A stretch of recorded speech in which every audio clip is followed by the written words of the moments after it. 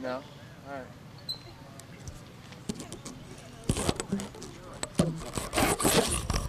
Hold on, let me get the hard wire out.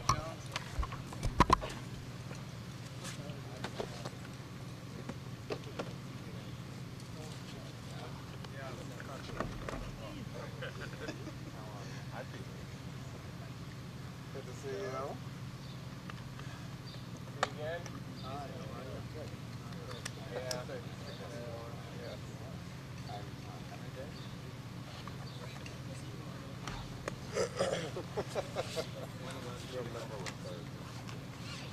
Traveling carnival, you know, and that's, you get to know these people quite well after 60, 21-hour days. Yeah, and you knew most of them to begin with.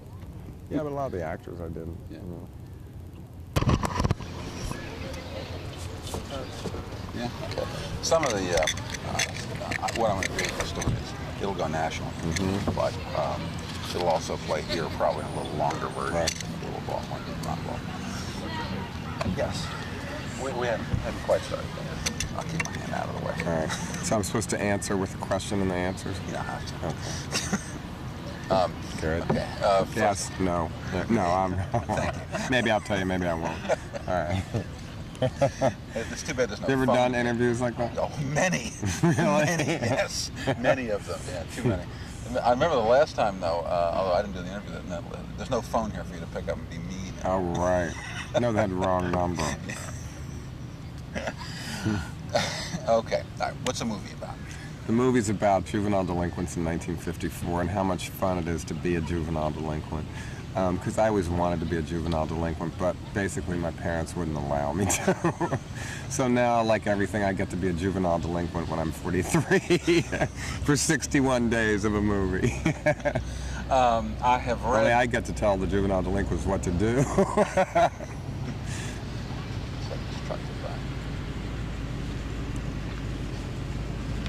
not right there.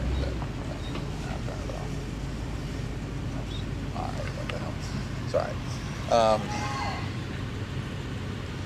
I read that you wrote this with Johnny Depp in mind, the character. Well, no, I didn't, but halfway through this writing of it, I thought, God, who's going to play this? So I went out like a child molester and bought like $30 worth of teen magazines. I was so mortified, standing there by myself buying these teen magazines. And I saw him and I read about him and I just thought he would be the best, you know. And then I knew that he was a good actor, too. And so I contacted him halfway through writing it, and we talked, and then he said he was very interested, and then I sent him the script, and then we had our Hollywood meeting, and we really got along. So, he had a lot of other offers too, so he picked ours, you know, which was great. You know, it was. I think he's great in it. I think Johnny's going to be a huge, huge star. I'm not saying necessarily from this film, but I think he's got that thing that it takes, and so few people have. I mean, in this he sort of plays like a young rockabilly juvenile delinquent guy, but he plays it, I think, with a lot of charm, shall we say. Does he require a lot of direction from you? Johnny, he got it, you know, he got the script. So, I mean, I certainly direct him, but Johnny knew how to play this part. I mean, on the first read-through, he did it very, very well. So it's not like, and I could tell by our meetings that he had the kind of sense of humor where he would know how I would want him to play this from the dialogue. So that's why we had a good rapport right from the beginning. He wasn't humor impaired, he wasn't a brat packer. He didn't take himself too seriously. And I think Johnny actually was very brave to do this movie because, you know, he had a lot more... I'll start over on that one. I think Johnny was really brave to do this movie because he had a lot of offers and probably much safer films. And he wanted to do this. And it was a chance because his career was very hot at the time. He had a pick of almost anything he wanted to do. Why is this movie not as safe? It's not as safe as him playing a cop movie. It's not as safe as him playing, you know, a buddy picture. Any of those kind of things it's not as safe. But it's a lot. It's safer for you, this movie, than. No, I think it's probably rougher than Hairspray. It won't get a PG. It'll get a PG-13, I think, a hard PG-13 that defines and pushes the limits of PG-13. What's the story a little bit?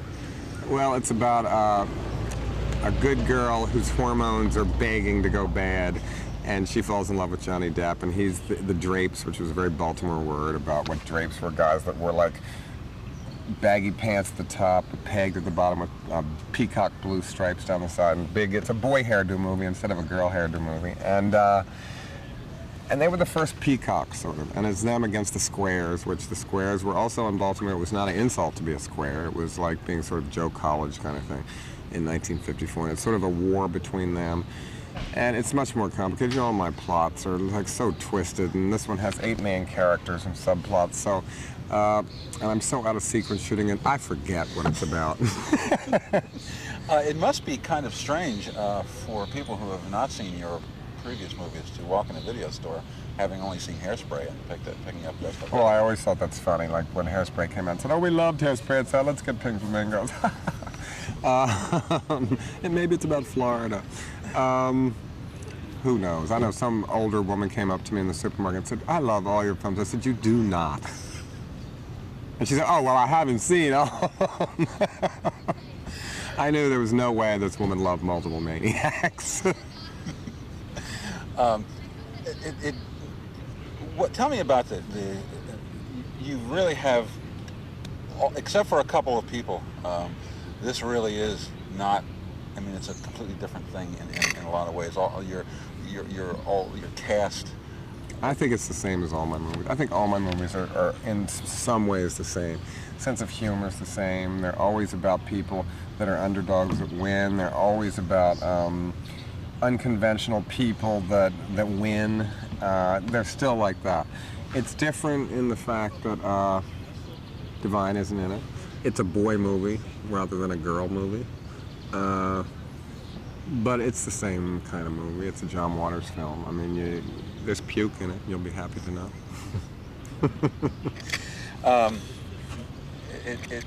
It must be really discomforting in some way to not have Glenn around, not to have Divine on the set. Well, Glenn, I never thought of him as Glenn anyway. But Divine, well, you know, this was written after Divine died. It wasn't like, so I knew Divine wasn't going to be in it. And, you know, I came to terms with that. I mean, that he was not going to be in it, obviously. I did not have that directorial power to get his performance from beyond the grave. If it was possible, he would have come back anyway. I don't know, the first day I saw the first take of the whole movie, Johnny Depp pulled up on a motorcycle, and I thought, well, this is the same as Divine in a way. It's a strong image.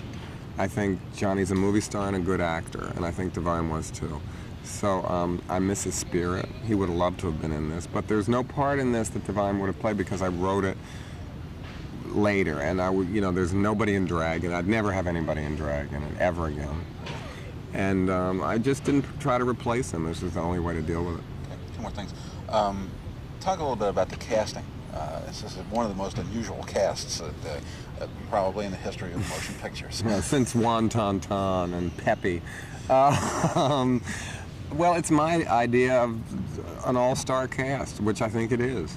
And it's people that I respect and that I'm obsessed by or fascinated by, and it's the way I get to meet them, is put them in my movie. And it always astounds me, they all say yes. So it was fun casting it. I mean, I always spend a lot of time casting. You know, Pat works with me a lot, Pat Moran, and we had a woman in New York, Paula Harold, and you know, we went to LA a lot, we went to New York, we cast a lot here, and right down to the smallest extra. I think it's very, very important that the cast has that look, because there's really no such thing as an extra in my film. Everybody has a look, everybody has a certain character. So to me, casting is the most fun. How did you get Patty Hearst? Easy. Patty said, yeah, I knew Patty, we'd become friends, and I met her at the Cannes Film Festival, and I told her I went to her trial a lot, and that I'd seen this movie, Patty Hearst, and it made me for the first time believe she was innocent. And then she quoted me a lot in articles that I read about when she was pushing that movie. And so we, you know, we're just friends, and I think she trusted me. And that's why she did it, because I want people to have fun with Patty Hearst in the movie, and I think she knew that. I think she basically trusted me that I wasn't going to do something that was going to make her look bad, and I don't think I have. What's the biggest advantage and the biggest drawback to having a large budget? The biggest advantage is a large paycheck. The biggest disadvantage, there isn't one especially. The biggest disadvantage is it doesn't make it easier at all. It makes it maybe a little harder because there's just more people. There's more. I mean, when we move, it's like there's millions of trucks. You know, it's not like the old days you hop in the car with a camera and go somewhere. You got to move 30 trucks now. And it's bigger, it's more cumbersome, and it's slower moving. But I think it makes for a better movie, certainly, and an easier movie to watch. But to me, it doesn't really seem that different because it's been gradual each time, you know, with each movie. So, and I guess there's more pressure for you to have a hit. And to have a hit, more people have to see it because it has to gross about 3 times what it costs to break even. Is it more fun? Is it more fun? In some way, it's always fun to make movies, but it's fun in hindsight. Because when you're working on it, it's like such hard work, and it's like pulling your hair out, and it's raining, oh God. It's fun, yeah, but it's work. And I guess the most fun about it is thinking about it when it's over. But we've certainly had fun making it. I mean, there's been some wonderful times that I wish I could tell you that I can't. Okay, just talk a little bit about the scene we're going to be. This is it's a juvenile delinquent swim club takes place at, and this is the headquarters of it, and it's run by Johnny Depp's grandmother, who's played by Susan Terrell, who sort of like has a hot car ring and sells stolen hubcaps, and so this is where they live. This is their home. And what happens in this scene that you're shooting today? This is where Johnny's coming home, and the kids come running out. Pepper, who's played by Ricky Lake, has 2 illegitimate kids, and Iggy Pop, who's Johnny Depp's stepfather, in it. We're just sort of introducing the family. This is in the beginning of the movie, this scene. So you're just sort of seeing them come home. This is the first time you've seen their house, and they go inside, and there's hidden a secret clubhouse in there where walls spin around and everything. Of course, it's not really in there. It's in another set in a warehouse. When do you expect the movie to be released? I'm not sure exactly. I think probably no earlier than March. Probably March, April.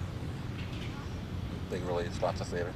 Who knows? You know, I hope so. I mean, that's the plan. But you know, they do all this marketing and all these test screenings, which are really frightening. I've been through it before with Hairspray, and so they go through all that stuff. But I've liked their ad campaigns I've seen so far. I mean, they've been, you know, hey, we have Universal, you know. It's, Does that mean you're going to be on the tour? On the tour? Well, it's great this time. I have all these, I mean the Universal tour, right. Yeah, they could have us in a little dingy corner, right? After the earthquake, right when you're by the exit, when you're leaving. What the hell was I going to ask you? I don't remember. So you're going to wrap up. You've had some problems with rain. Yeah, but we've only, as much as it rained, we really only lost 3 hours one night, where we had to go home. Now, what are these Hollywood meetings really like? What goes on in Hollywood meetings? And Hollywood meetings they're important. That's when the deal happens, if it's going to happen or not. Brian Grazer from Imagine Films read the script in the morning and said yes that morning, which is amazing. It used to take me a year of going out with people asking them for money. What happens in them is which kind of meeting? With actors, see, if actors reach a certain level of stardom, they don't read for you. Their agents won't let you read because they figure you know that they're a good actor. So you just have this meeting, you sort of size each other up. And that's why I hired Polly Bergen, because she was so great at the meeting. She bought pictures of herself from the 50s advertisements, and she had a great sense of humor. And I check them out to see if they're humor impaired, because if they're too serious, they ain't gonna fit in a John Waters movie, and I'll kill them by the end of 3 months. So basically, that's what you settle at meetings. And I'm sure they want to see if I'm drooling or, you know, see if I'm completely insane. So that's what to just check each other out, I think, is basically what it is. But with producers, the Hollywood meetings are totally different. I mean, they're like, well, I don't have to do that thing because the agents do all that kind of stuff. So I don't have to talk about money anymore. I don't have to do those battles, and the agents do, and they love nothing more than doing that. So, so that's what happens on them. With the producers, when you pitch the movie, you go and you have 20 minutes to go in and tell the story. So it's the ultimate door-to-door salesman, basically. You have to be a salesman, and all the the comedy clubs and college lectures I've done really helped me prepare for that. It's just another stand-up routine for 15 minutes, basically. Well, great. Okay? Perfect. Thank you. Good. Yeah.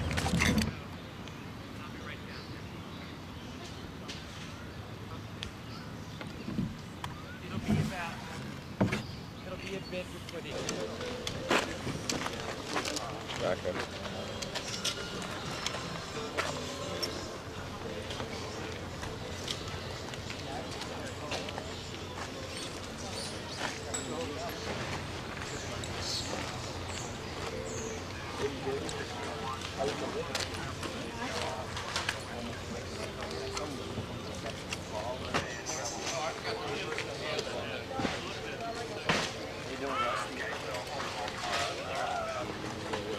Is that green or what? How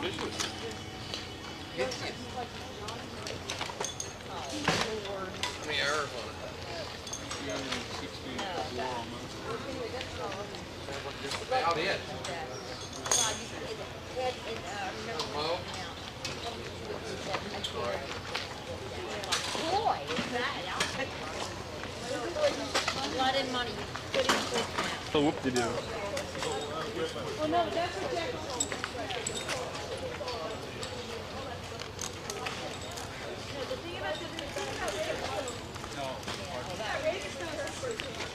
Edgar, do you want like this 8-footer up there? Yeah. Get up there and adjust it. Okay. I was going to start it right now, as a matter of fact. You want to go through at some point, see what I have to put on it, and what I have already.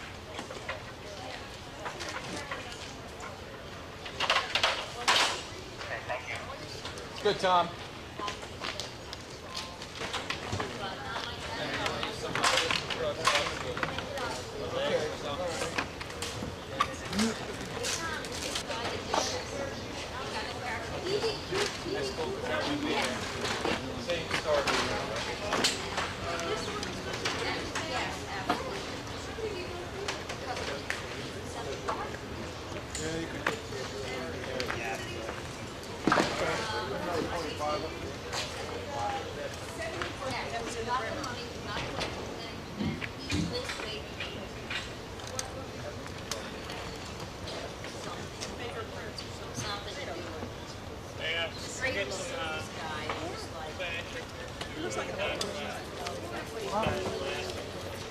He's probably Elvis, too.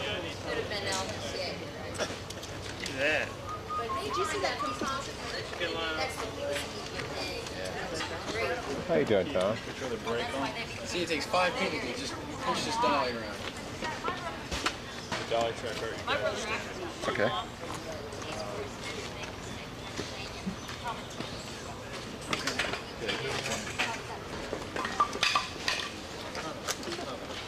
Pull that end of the track over so we're centered over the mark again, please. Okay, which way? Oh, so you're centered over the mark. There it is.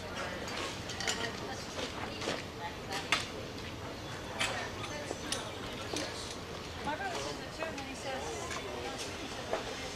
that's it. That's exactly what it is. Where's Marty?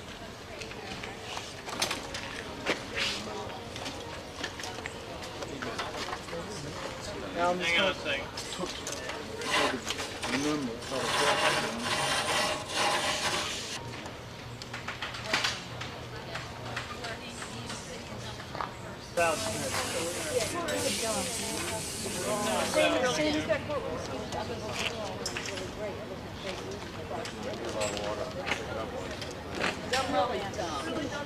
There's another. You go, Mom. You're on. And then Charlie Duck. Oh, this one, it was really funny. He turned on his, they said, in one room, and he goes and he brings 150 books in. With his client, and his client like bombs abortion clinics, and he believes they can do it, and then he starts turning against life. I like the South. Paul said no more down.